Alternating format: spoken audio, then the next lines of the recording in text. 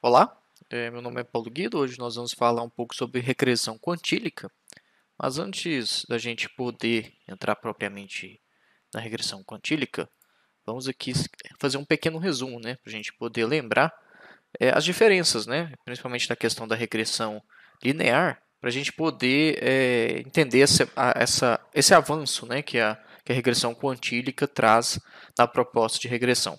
Então, a questão de regressão é a questão de preditiva, né? Então, a gente quer prever, né, tentar através dos dados lá que eu tenho, né? Então, eu tenho aqui uma reta, né, que ela seria um AX mais 2, né, digamos assim, né? É claro que na regressão a gente traz lá a questão das variáveis aqui, né? Variável dependente e independente, que eu estou tentando achar aqui essa reta através dos meus dados, né? Aqueles pontos lá que eu encontro lá na regressão, lá que eu tenho lá, são os meus fatos observados, né? Então eu tenho esses valores aqui, é aquilo que eu já tenho de informação anterior. Então só para a gente ter uma ideia, né, uma concepção, vamos supor, né, que nós temos lá uns dados, que eu tenho lá uns dados, que eu tenho, por exemplo, questão de preço, né, por metro quadrado, né, de uma região já com mercado estável, né? Vamos pegar um mercado estável, né, de uma região de uma cidade que já tem ali o seu preço bem estabilizado. E a gente tem aquela expectativa, né, que quanto maior o meu metro quadrado, maior vai ser o preço, né? Então, se eu tiver lá assim, 100 metros quadrados, 50 metros quadrados, por exemplo, vou ter lá, por exemplo, 200 mil reais, né, por exemplo, né? Então, eu tenho meu primeiro fato observado aqui. E eu vou aqui, né, como eu disse assim, nos pontinhos aqui, são todos esses fatos observados, né? Então, a minha expectativa é que eu encontre muito próximo no mercado estabilizado esses valores. Está aqui estabilizado. E quando eu fazer a minha regressão e encontrar a minha reta lá com as minhas variáveis, eu tenho essa questão de ter uns dados mais uniformes, né? Então eu vou ter lá uma curva, né, de normalidade e uma simetria maior, né, dos dados, eles vão estar mais próximos, né? Vão ser mais homogêneos, né? Então existe essa expectativa, né? E aí sim, através da questão da regressão linear, eu vou lá observar e vou perceber que eu posso utilizá-la, né? Que a minha reta, né? Digamos assim, a minha previsão, né? Minha predição, ela vai trazer, né, os dados de forma, vai fazer essa predição de uma forma consistente, né? Considerando lá que eu tenho os dados homogêneos. Mas se, porque como assim, eu dei um caso aqui bem hipotético, né, que é bem estável o mercado, muito próximo, mas a realidade é diferente, né? Então eu posso ter dados, aqui no mesmo exemplo, que são mais variados. Então às vezes eu tenho vários outros fatores, uma casa, um prédio, a qualidade da construção, o tempo de construção. Então às vezes eu posso ter outliers em setores que se eu fizer regressão aqui, desses dados como um todo, que eles estarão mais heterogêneos,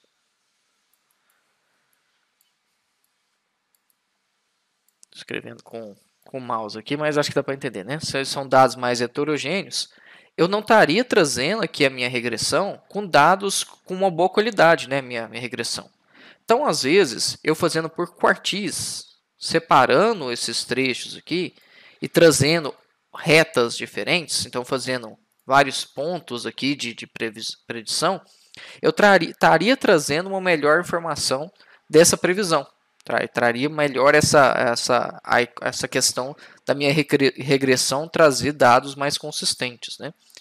Então, isso pode acontecer, por exemplo, na questão de. Eu dei o exemplo do questão de preço por metro, mas pode acontecer também em situações de salário, né? Então, a gente tem, por exemplo, vamos supor que eu estou lá analisando o salário da população, né? A gente vai ver até mais para frente esse exemplo, né? Então, eu tenho lá, por exemplo, uma faixa muito grande, um quartil ali de 90% da população, que representa um valor baixo. Ele tem baixo salário. Ele tem ali em torno de até 4 mil, se não me engano. A gente vai ver mais um exemplo lá para frente. 4.000. E eu tenho uma faixa ali dos 99% que está ali nos 13 mil reais. Então eu tenho ali uma diferença muito grande. Então a questão, se eu fizer regressão linear aqui com esses dados muito heterogêneos, eu vou acabar fazendo, comparando dados que não são iguais. Você vê claramente que você tem uma distorção muito grande entre os quartis. Então a gente vem fazendo a regressão quantílica separando aqui, né? Eu separo aqui um quantil e um outro, por exemplo, para poder fazer a regressão. A gente vai ver mais para frente esse exemplo aqui, é só para a gente poder lembrar, né, e entender a diferença, né? Por que utilizar a linear e quando utilizar a quantílica, né? Mas para a gente entender o que é quantil, né? Vamos lá lembrar o que são os quantis. Então, os quantis são os valores que dividem a distribuição das probabilidades em intervalos com proporções iguais. Aqui no exemplo, aqui já está aqui claro para vocês verem, eu tenho aqui 4 separações que formam 3 quartis, né? Então, aqui eu tenho o meu primeiro quartil, o segundo quartil e o terceiro quartil. Então, se eu tenho 3 quartis que vai estar distribuído nesses 4 grupos aqui, eu posso ter casos, né, que como eu disse para vocês, aqui eu estava vendo até o exemplo aqui da regressão quantílica, que eu traço várias retas, né, eu vou separar esses dados, eu vou analisar separadamente, eu quero analisar esse quartil, eu quero analisar esse quartil, eu quero analisar esse quartil. Então, se eu analisasse às vezes aqui totalmente os meus dados, provavelmente eu não teria uma qualidade boa, né, se eles forem heterogêneos. Também posso dividir em outros decis, né, posso fazer em 10%, isso depende do valor da amostra, né? Depende do valor da amostra, depende dos dados que você tem, né, da amostra que você tem, dos dados que você tem. Então você vai analisar os dados para verificar também qual que é a melhor forma de fazer essa distribuição dos quartis, né? Não é uma regra, né? Não é uma receita aqui que tem que ser os 3 quartis, ou dividir em 10, né? Em grupos de 10, em 10 grupos, né? Décimos, né? Com 10% de probabilidade, né? Não é uma regra, né? Que são só exemplos. Você vai analisar os dados para verificar. Mas assim, de forma geral é isso, né? Você vai fazer essa separação dos seus dados para fazer a regressão separada, ao invés de fazer uma única reta que represente aquele todo. Então, para a gente lembrar novamente a regressão, como eu disse, meus pontos observados aqui em azul, e a regressão, a tentativa, né, com esses dados, de tentar espelhar um futuro, né? Então, através do passado, né, dos meus dados já observados, tentar chegar numa explicação, né, que forma essa relação, né, quantificando a força da relação entre as variáveis, né?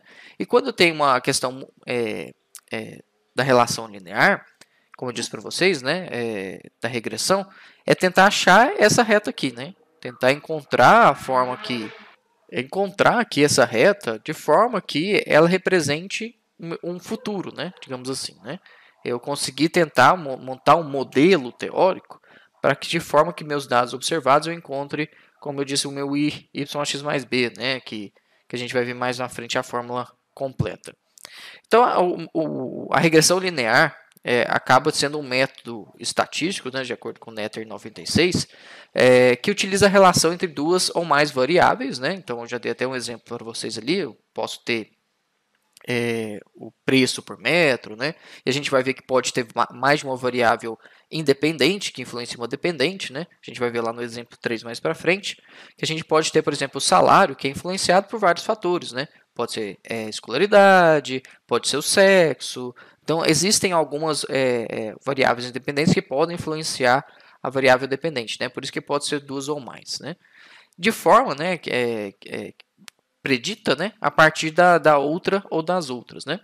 Então, para tanto, a regressão linear trabalha com os valores de média quando a distribuição de seus dados observa, né, obedece uma curva de normalidade, né, que a gente tem visto muito lá no software do Jamov para identificar essa normalidade se ela ocorre, né? A gente faz os testes, né, verifica lá se o nosso p-value, né, nosso p-valor, ele realmente demonstra, né, o nosso valor p de fato demonstra essa normalidade. Na regressão, né, os dados se distribuem homogeneamente em torno da reta de regressão, né? Isso na linear. Como eu disse para vocês, aqui ó, tem os meus dados observados muito próximos da minha reta, né? Eu não tenho muitos outliers aqui num quantile aqui específico, né? Eles estão muito próximos. Então, por isso que eu posso utilizar a regressão linear aqui. Na quantílica, eu tenho um espaçamento maior, né? Eu tenho dados, né, que não estão seguindo perfeitamente aquela reta. Então, eu tenho que trazer, né, os pontos, né? Aqui está em 3D, né? Eu tenho que trazer os pontos aqui, ó, as minhas retas, para representar esses conjuntos de dados de forma separada em quantis, né? Então, a extensão, né, a regressão linear, ela permite uma análise, né, mais robusta, né? Então, ela é uma extensão da regressão linear e geralmente utiliza, né, quando há outliers, né, que é esses pontos aqui que estão fugindo da nossa reta, uma alta simetria, como eu disse para vocês, ou uma heterocedaticidade, né, que estão presentes no modelo. E sim, né, a regressão quantílica é uma técnica de regressão, né, mais robusta, né, de estimação, como eu disse para vocês, que apresenta vantagem em comparação ao método de MQO, né, que seria o mínimo quadrado ordinário, né, que a gente vai ver mais para frente, inclusive um exemplo que compara, né, a utilização do MQO com a questão da quantílica, né, dos quantis, para a gente até ver que há diferença mesmo quando a gente separa, né. Isso para estimar coeficientes e estudar as relações entre as variáveis, né. E o que a gente precisa saber, né, para algumas variáveis contínuas, não basta apenas olhar o comportamento da média, né. Isso aqui a gente já viu claro, né, anteriormente na disciplina, mas de fato a gente vê que não basta só olhar a questão do comportamento da média. E é usado nos casos em que erros não têm distribuição normal ou quando a variável dependente apresenta valores extremos, né? Como a gente já viu anteriormente bem explicado. E para a gente justificar esse uso, né, a gente está escrevendo lá, então o comportamento da variável é diferenciado ao longo da distribuição, mesmo quando a média ficar estável. E interesse específico é uma das partes da distribuição da variável, né, que importante, ó, específico e uma das partes da distribuição da variável, e ela permite examinar como os quantis da variável dependente mudam em resposta a um conjunto de variáveis independentes. Então, como eu disse para vocês, vocês podem ter lá quantis que os dados, né, eles podem estar específicos de uma variável.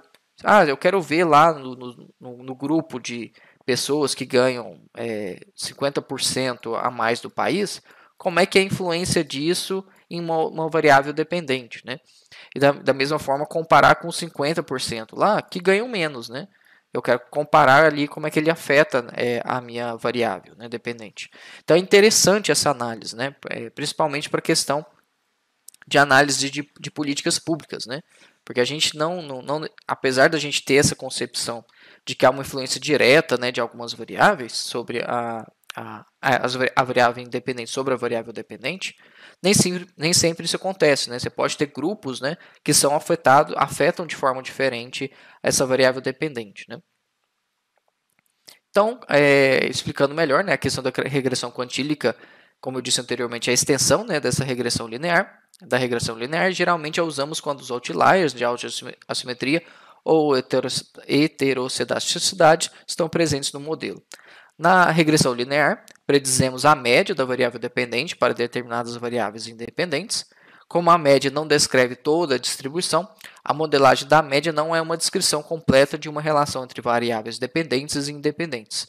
Assim, podemos usar a regressão quantílica, que prevê um quantil ou percentil para determinadas variáveis independentes. Então, aqui está bem a definição.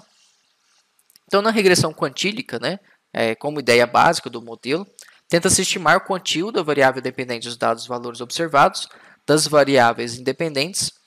Observe que a variável deve ser contínua, né, que é importante a gente lembrar, né, aquela questão que a gente já discutiu dos dados, né, que tem que ser contínuos, né, eles não podem ser delimitados, né, então eu tenho lá 1.1, 1.2, né, eu tenho uma estrutura, né, de continuidade nos meus dados, né, de 1, 2, 3, 4, 5, 6, né, então, para a gente ilustrar.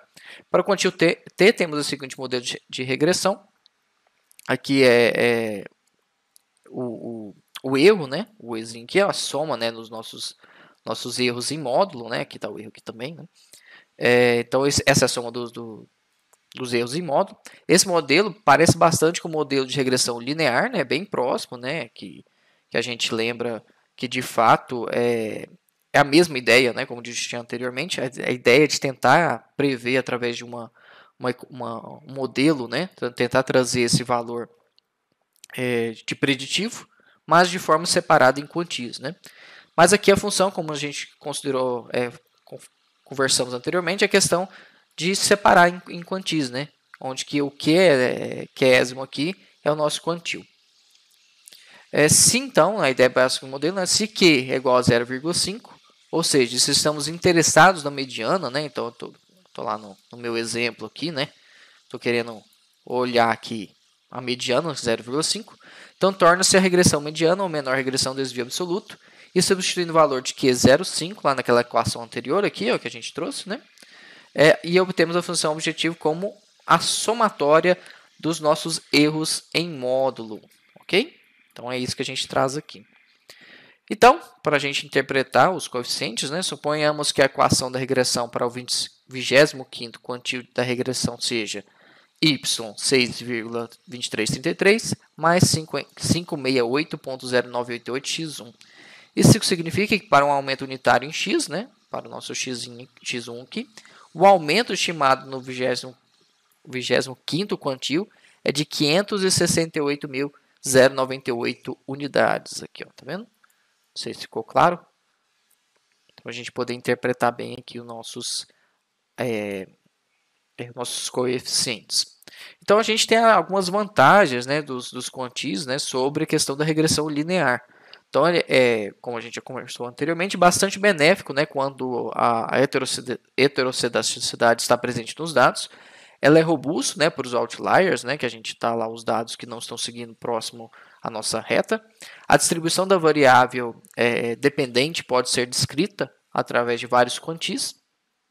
É mais útil do que a regressão linear quando os dados são distorcidos, né? Então, como eu disse para vocês, se eu tenho lá os dados muito próximos aqui da minha reta, à medida que eu vou variando os meus dados, não há necessidade de fazer regressão quantílica, né? Porque eu tenho dados muito homogêneos, né?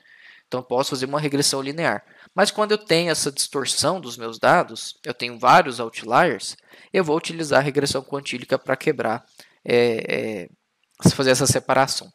Então, como um exemplo aqui que eu disse para vocês anteriormente, a gente tem aqui a questão do MQO, né, dos mínimos quadrados ordinários, e aqui eu tenho um exemplo, né, de uma regressão por quantis, né? Então, aqui tem um quantis 0,1, 0,25, meio, 75 e 90%. E a gente vê que há um impacto. Vocês podem ver aqui, por exemplo, vou marcar aqui para vocês o quadrante 0,5, o quantio 0,5, olha a diferença, por exemplo, dos valores, né? Da taxa de crescimento real do PIB per capita, né? Então, a tabela 1 aqui a gente mostra que as estimativas obtidas pelo método de mínimos quadrados e a regressão linear. A variável explicativa de interesse, né, é a medida de intensidade financeira, que a gente vai ver até um gráfico para frente, e como as variáveis dependentes, né, a taxa de crescimento real do PIB per capita e a taxa de crescimento real do capital per capita, influenciam aqui na minha variável dependente, né? Então, vocês podem visualizar que há de fato um impacto na análise quando eu faço uma regressão linear, considerando todos os dados, quando eu faço essa separação por quantis, né? Vocês podem ver que os valores estão diferentes, né? Se você for analisar separadamente aqui, você vai ter uma outra análise do que simplesmente analisar aqui diretamente pelo MQO. Entendeu? Não sei se ficou bem claro que vocês podem ver que tem divergência, né? Isso pode levar a conclusões diferentes. Então, por isso que é muito importante a gente sempre analisar os nossos dados, ver como nossos dados estão sendo representados para poder decidir o melhor modelo que vai ser utilizado. Então, para a gente compreender melhor, na tabela 1, né, percebe-se que os sinais dos coeficientes se comportam como esperado, ou seja, né, a intensidade da atividade do sistema financeiro impacta positivamente as medidas de crescimento econômico. Né? Então, a gente está ali positivamente as medidas de crescimento econômico sendo afetadas.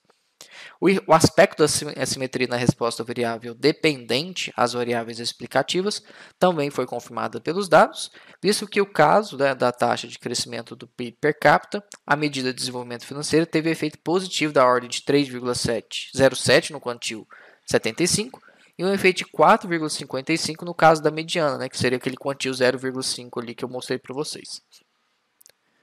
Da mesma forma, né, falei para você que a gente vai ver aqui no gráfico, a simetria ainda é forte, né? Vocês podem ver que se eu fosse traçar aqui uma reta, vocês podem ver que eu tenho dados aqui e dados aqui, aqui. Então, assim, quando eu venho trazendo aqui, você vê que há uma distância grande, né? Você vê que há os outliers estão expressivos, né? Então, de fato, há uma simetria forte, né, no caso da taxa de crescimento real do capital, a qual varia de 2,79%, quando eu vou analisando os quantis, né? Só para a gente voltar aqui, para vocês visualizarem, eu tenho essa divergência dos quantis grandes também, a qual varia de 2,79% até 4,72%, que seriam os 10% lá mais baixos, né? Que é o 0,1%. Empregando o método de MQO, que eu mostrei para vocês lá, que é a primeira linha, tem-se um valor de 3,79%. Né? Então, seja, como eu mostrei para vocês lá, você tem uma distorção grande para o método de MQO. Tá vendo? Os quantis, como eles variam, isso geram conclusões diferentes. Né? Então, no caso da taxa de crescimento do PIB per capita, né, 3,5%, no caso da taxa de crescimento do capital per capita para todos os países. Tanto os que cresceram mais rápido, quantis mais elevados, quanto os que cresceram a taxas menores, né, que seriam os quantis mais baixos. Então, outro exemplo, que eu também citei lá na questão do resumo, é a questão da separação. A questão dos 13 mil aqui, ó, tá vendo que eu comentei com vocês, que é da população. Então, imagina se eu fizesse uma regressão considerando tudo isso, né? Considerando ali E você vê a diferença aqui, né? No quadrante 0,9 aqui, para aqui, você tem uma diferença expressiva aqui de R$ 9.000, né? Então, você vê que se eu fizesse uma análise aqui, que a gente vai ver até o gráfico aqui, um histograma para vocês visualizarem, de fato há um impacto significativo eu separar esses quantis aqui e analisar eles individualmente. Às vezes eu posso até agrupar aqui, né, tentar fazer os 90, igual eu falei para vocês, que está um valor mais próximo, né? Mais ou menos, né? Talvez o ideal seria aqui no 75, né? Porque igual eu falei para vocês, eu teria que fazer a análise dos dados, né? Mas talvez separar aqui, ó, vocês podem ver que a diferença daqui para cá não é tão significativa com um quantil de uma diferença de 9.000 aqui, sendo que são 9% aqui da população, 1%, né, da população, que representa esses R$ 13.000 aqui de média de rendimento. Então, eu preciso fazer essa análise separada. Então, nesse exemplo aqui, utilizando os dados ali do PNAD de 2005 para São Paulo, temos alguns percentis, né, para o rendimento familiar, né, para unidades domiciliares, exclusivo rendimento dos pensionistas, né, empregadas domésticas, parentes dos empregados domésticos e pessoas com menos de 10 anos de idade. Aqui, para vocês verem o histograma que eu comentei com vocês. Então, vocês têm, de fato, a visualização, você tem uma simetria, né, do dado. Você vê que, de fato, você tem uma quantidade percentual de pessoas muito baixo aqui, nos quantis aqui mais extremos de salário. A maior parte está aqui, está centralizado, grande parte aqui no começo. Então, se eu fizesse uma regressão que analisasse esses dados, eu poderia estar chegando a conclusões equivocadas. Né? Então, o ideal é, de fato, quebrar esses quantis. Então, né, como eu disse para vocês, né, se eu fizesse uma quebra lá de um Q10, um Q50 e um Q90, né, que é separando aqueles indivíduos, eu vejo que tem impactos diferentes, e aqui eu vejo que, inclusive, como eu disse para vocês, as minhas variáveis independentes, eu consigo visualizar melhor como elas impactam cada faixa. Como há um impacto da cor lá na questão dos 90 comparando com os 10%. Então, eu consigo ver o sexo, como ele impacta a minha variável dependente. E isso em cada quantio. Então, essa é a ideia principal da regressão quantílica. Né? Ela traz mais robustez para a análise dos dados, principalmente quando eles não estão homogêneos. Então, para a gente prosseguir, o autor, né, traz aqui também a questão do teste para igualdade. Né? Ele fez um p-value aqui, né, um p-valor, trouxe os graus de liberdade. Né? Então, ele traz aqui também as conclusões dele. E como exemplo 3, né, para a gente poder fazer uma regressão quantílica em R, né, você tem um software para poder executar, você vai executar, né, por exemplo, a taxa de fertilidade da população da Suíça. Né. Então, utilizando a função RQ, você vai utilizar com seus dados lá, né, esse aqui é um exemplo da execução no software, né? Então ele aqui você vai utilizando aqui como os códigos, né? Vocês vão perceber e já vai trazendo aqui os nossos resultados, né? Então ele definindo o tal ali, né? Que é questão fazendo uma regressão mediana, né? Que é como a gente comentou aqui da questão de fazer 0,5, né? Ele chegou aos dados também aqui com o tal 0,5. Aqui ele fez 0,25 anteriormente, né? E depois ele fez com os dados de 0,5. E a gente faz a regressão quantílica, utilizando